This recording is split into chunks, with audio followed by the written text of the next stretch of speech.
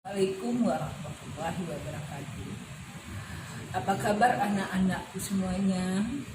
Pada kesempatan kali ini kita akan membahas tentang konversi energi. Untuk lebih jelasnya bisa kita simak penjelasan berikut ini. Tujuan pembelajaran kita kali ini adalah yang pertama, mengetahui apa itu konversi energi listrik. Yang kedua, mengetahui macam-macam perubahan energi listrik. Yang ketiga, mengetahui persamaan energi listrik. Yang keempat, mengetahui persamaan kalor dan azas Black. Yang kelima, memahami contoh soal konversi energi listrik. Yang keenam, memahami latihan soal konversi energi listrik.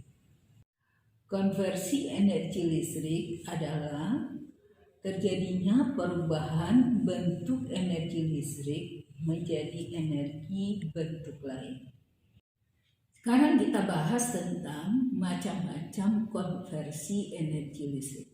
Untuk konversi energi listrik ini, yang pertama bisa berubah menjadi energi bunyi, yang kedua jadi energi gerak, yang ketiga bisa berubah menjadi energi cahaya, yang keempat bisa berubah menjadi energi kalor, dan yang kelima bisa berubah menjadi energi kimia. Ini jelasnya bisa disimak video berikut. Ini perubahan energi listrik menjadi energi bunyi dalam bentuk radio atau tape recorder.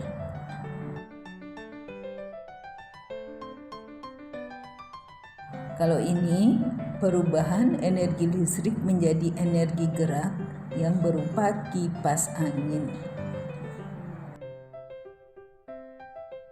Selanjutnya, konversi energi listrik menjadi energi cahaya berupa lampu.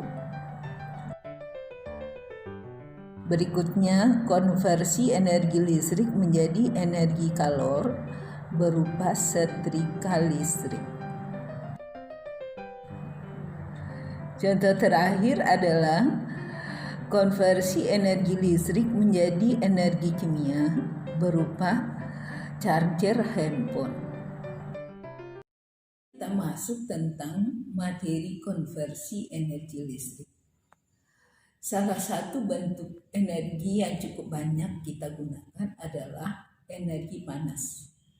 Kita menggunakan kompor listrik, oven listrik, setrika listrik. Kita sudah mempelajari bahwa rumus dari energi listrik adalah W sama dengan P kali T, di mana P merupakan daya listrik dari persamaan W per T, atau bisa juga ditulis P sama dengan V kali I, sehingga energi listrik menjadi W sama dengan V kali I kali T. Berdasarkan hukum Ohm, I sama dengan V per R, sehingga W sama dengan V kali V per R kali T. Sehingga persamaan energi listrik ini bisa juga kita tulis W sama dengan V kuadrat per R kali dengan T. Pada kelas 11 kita juga sudah pernah mempelajari bahwa rumus dari energi panas atau kalor adalah Q sama dengan MC kali delta T. Persamaan energi kalor yang lain adalah Q sama dengan M kali U untuk kalor uap, atau bisa juga ditulis Q sama dengan M kali L untuk kalor lebur. Dalam konversi energi ke energi kalor ini, yang perlu kita ingat bahwa di sini berlaku penggunaan azas Black dalam pemecahan masalahnya. Di mana dalam azas Black kita mengenal kalori yang dilepas sama dengan kalori yang diterima. Di mana untuk penggunaan azas Black ini nanti kita bisa menyesuaikan dengan soal yang kita bahas, mana benda yang melepas dan mana benda yang menerima panas tersebut. Untuk keterangan dari besaran yang kita bahas, di antaranya adalah P sama dengan daya listrik, satuannya adalah watt. W, energi listrik, satuannya adalah joule. Q, energi panas, satuannya adalah joule. M adalah massa benda, satuannya kilogram.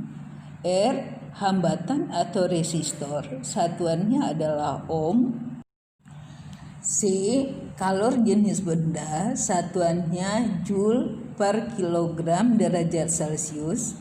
Dan T merupakan waktu, satuannya adalah detik. Selanjutnya kita membahas tentang contoh soal konversi energi listrik.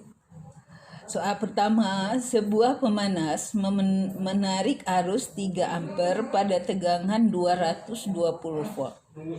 Berapa menit diperlukan pemanas jika ingin mendidihkan 400 gram air dari suhu 15 derajat Celcius menjadi 60 derajat Celcius. Kalor jenis air 4200 Joule per kilogram derajat Celcius.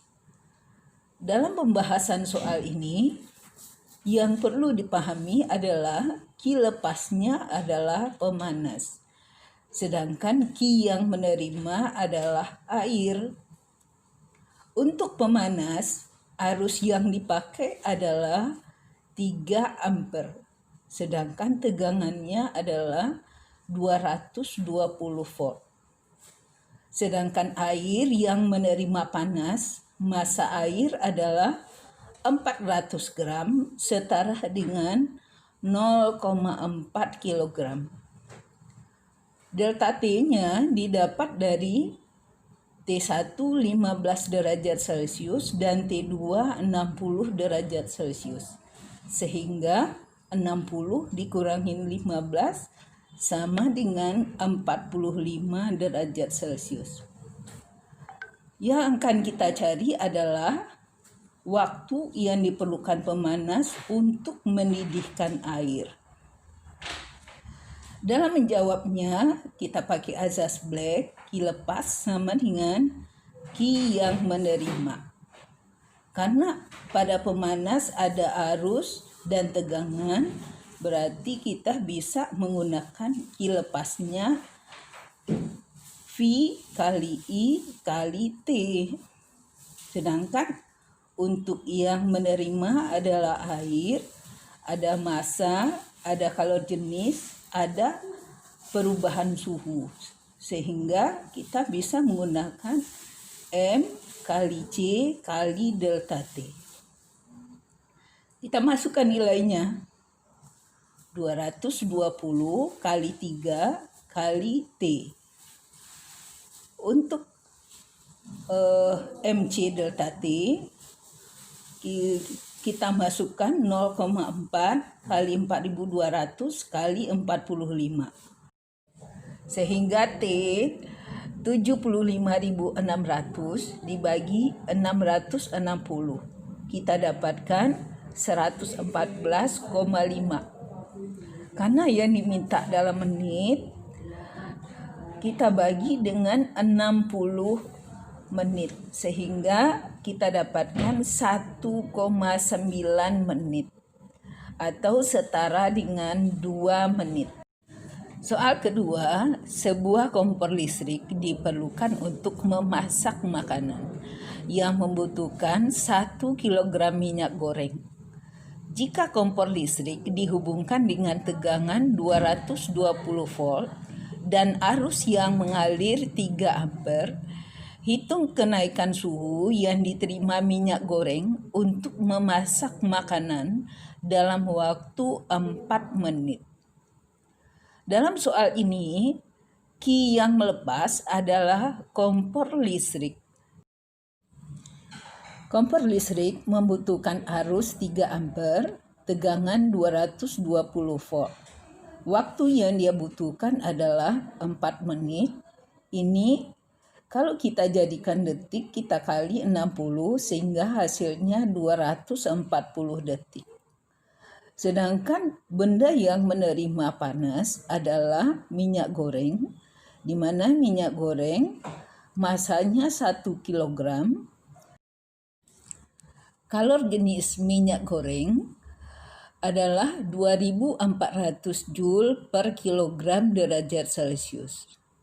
Dalam soal ini yang ditanya adalah delta T atau kenaikan suhu dari minyak goreng. Untuk menjawabnya, ki yang melepas di sini ada arus, ada tegangan, ada waktu. Sehingga kita pakai V kali I kali T. Kita masukkan nilainya 220 kali 3 kali 240. Untuk kalor yang menerima, ada massa, ada kalor jenis, dan ada delta T. Untuk massa 1 kg, kalor jenis minyak goreng 2400. Yang kita cari adalah delta T. Untuk delta T, kita dapatkan 158.400 dari perkalian 220 kali 3 kali 240 dibagi dengan 2400 sehingga kita dapatkan 66 detik. Untuk memahami contoh soal yang Ibu berikan, kalian bisa berlatih dengan latihan soal yang Ibu berikan. Materi konversi energi listrik yang kita bahas pada kali ini semoga bermanfaat dan kamu dapat memahaminya. Wassalamualaikum warahmatullahi wabarakatuh.